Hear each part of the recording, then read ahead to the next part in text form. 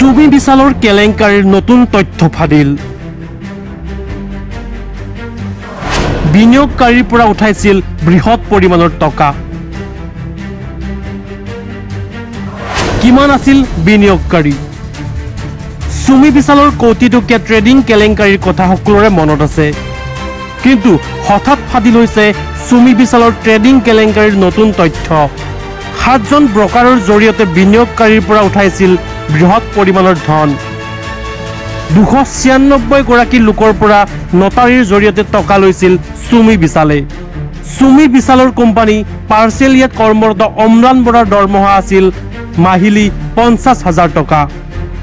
16 জন লোকে বিনিয়োগ কৰিছিল পাৰ্চেলিয়াত 60 কোটি টকা মুঠ বিনিয়োগ হৈছিল পাৰ্চেলিয়াত তথ্য অনুসৰি দীপাংকৰৰ ডিবি ষ্টকত বিনিয়োগ হৈছিল সৰ্বমুঠ 400 কোটি টকা বৰ্তমান সময়ত এই তথ্য ফাদিল হোৱাৰ পিছত চুমি বিশাল হয়তো আৰু দীৰ্ঘদিনীয়াভাৱে থাকিব লাগিব কাৰাগাৰত নিউজ ডেস্ক ৰিপৰ্ট এনি টক্স